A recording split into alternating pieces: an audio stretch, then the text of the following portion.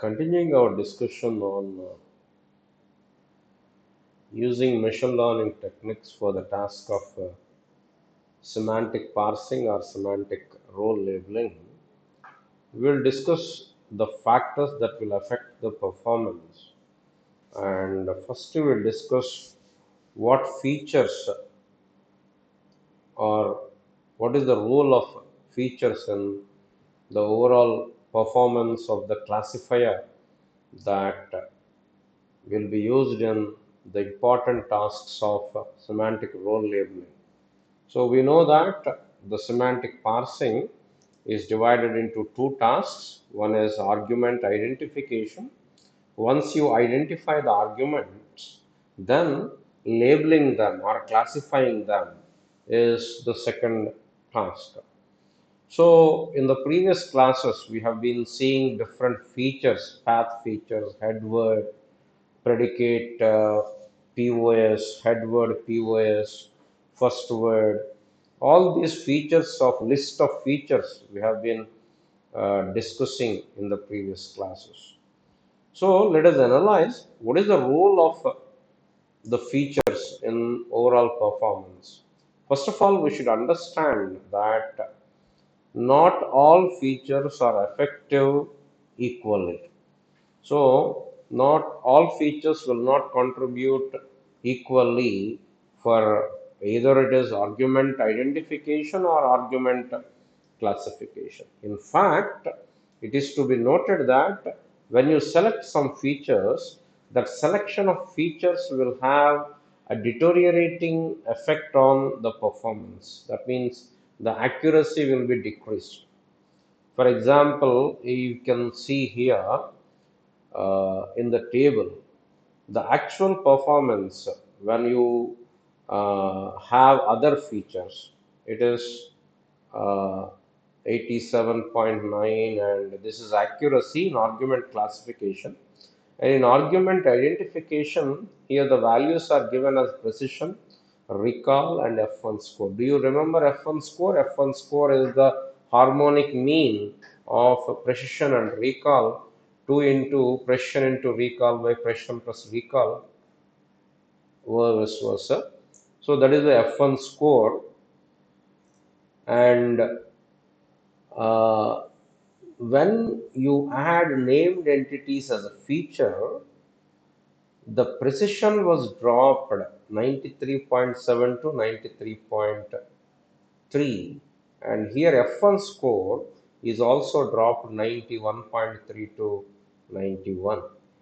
And the when we add head POS, position parts of speech of the head, that was 88.6, then this increased, and here it is also increased. These are all increasing features. Now, based on this table, so the named entities, they didn't contribute. They actually added noise. A significant number of constituents contain named entities, but they are not arguments for the predicate. So, for example, if you take the parent of an argument, that will be a named entity, but it will not give any information to us in understanding the semantic representation, and it will become irrelevant or noisy feature in classification. And SVM, which we are using for this argument identification as well as argument classification, it will perform poorly when we present irrelevant features to that. So named entities are irrelevant features causing the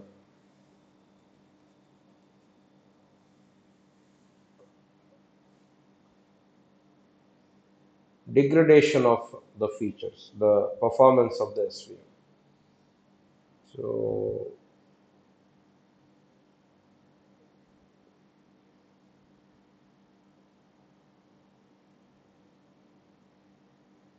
the second aspect is feature salience. Feature salience refers to relative contribution. When we say feature salience is more, that means that feature is contributing more for the performance. It is a relative contribution of various features. So we already discussed that different features will contribute differently in different measure to the overall performance. And one more aspect to be considered is how we combine these features. Individually, they may have another effect, but combiningly, when we combine certain set of features, they may increase or they may degrade the performance. So, for example, here when we see the accuracy, when we use all features, the accuracy is 91.0. But if you remove head word, first word, last word, all that information, the accuracy was dropped to 75%, which is very, very degrading effect. So, head related is very important. So, removing this has caused performance degradation. That means they are very salient features. On the other hand, when we remove path feature, there is not much degradation in the accuracy. That means they are not salient, they are not effective. The third aspect, feature performance, feature salience. Third aspect is feature selection. When we have many features, feature selection is very, very important in machine learning tasks, in any machine learning task, especially here in semantic role labeling. So this feature selection involves selecting the important features and discarding irrelevant, redundant, noisy features to improve the performance and efficiency. So again, uh, what we can understand is that in the last slide we have seen adding named entities has reduced the performance, but for identification the performance was less, but that was useful argument classification. Yeah. For classification, adding named entity improved, but identification it was reduced. So here we need a strategy to select the features because it is complicated.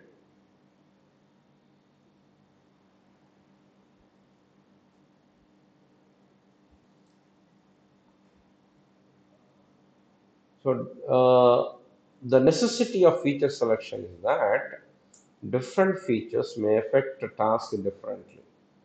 And support vector machines, they are often used for the semantic parsing. The one disadvantage or one weakness of the SVM is that it cannot handle irrelevant features. So some features are good for identification but not good for classification, and vice versa. So uh, when we are using machine learning technique for semantic role labeling, we need to have a strategy for feature selection. And one of that strategy is, first of all, we should understand whether that feature is important or not. For that, we have leave one out strategy, LOO strategy. So simple method where one feature is removed and performance is noted. And if the performance is degraded or decreased, then it means that the removed feature is very, very important. If there is no effect on the performance, we can remove that feature because even removing that feature doesn't have any effect on that. So this is a simple strategy which can be used for feature selection, leave one out strategy. So coming to the SVM, one problem with SVM is SVM is a binary classifier which will depend on the distance between the hyperplane and the given entity. So it outputs distance, not probabilities. But here, to decide whether a feature is relevant or not, we need probability. So we have to convert these distances into probability, and we have two algorithms for that. We don't need to learn what's happening in that algorithm, but suffice to know the names of algorithm. Platt's algorithm converts SVM scores to probabilities using a sigmoid function. Pool adjacent violators algorithm, an alternative to Platt's algorithm. So here, by using these algorithms, we convert the SVM scores, distance scores, to probability. Another aspect that will be affecting the performance of a machine learning classifier is the size of training data. So size of training data, it plays a crucial role, and the one of the major limitation of machine learning technique is unavailability of the data. If you are following this subject, we have talked much about unavailability of hand annotated or manually annotated data for this process of semantic role labeling. So the availability of training data will influence. The more the data, obviously, the more performance, but it cannot be taken in that black and white sense. Because if you see the graph, Pradhan and the system, they calculated, they observed the precision, recall, and F score and accuracy. What is F score? Harmonic mean of precision and recall. If you see, this is the number of sentences. When the training data size increased, there is an increase in the, for example, if you take F score. So this is F score that was increasing. That was increasing. But after this point, almost it is where it was that steepness of curve has decreased, and it is almost all equal to constant here. So what does it mean? Increasing data will result in increase of performance only up to certain point. After that point, even if you add more and more data, there is no use. There will not be any increase in performance. And one more fact to be noted here is, when we see the recall, this is the recall, and this is precision, and this is F1 score, this is precision, this is precision, and this one is F1 score, the harmonic mean of these two. They're all parallel to each other. This is the harmonic mean of these two. So from these diagrams, what we can analyze, what we can conclude is that when we take only argument identification, the performance improves as more training data is added. However, the task includes both argument identification as well as classification. And when we see both the identification as well as classification, the performance degradation is due to the argument classification. There is a classification error. And we have seen that F score improves initially but starts to be stagnated after approximately 10,000 exam. After that, even if you increase the data, there is no improvement in performance.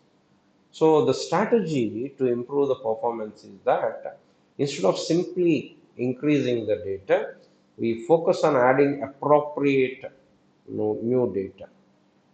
So instead of randomly adding the data, we can see for effectiveness of data. And we have also discussed that there is a parallel nature that indicates there is a constant loss due to classification errors. We have been talking about identification and classification. Identification performance was very high. Classification is low because of the errors. So to bridge the gap between identification and classification, we need feature selection strategy, and we can identify the better features.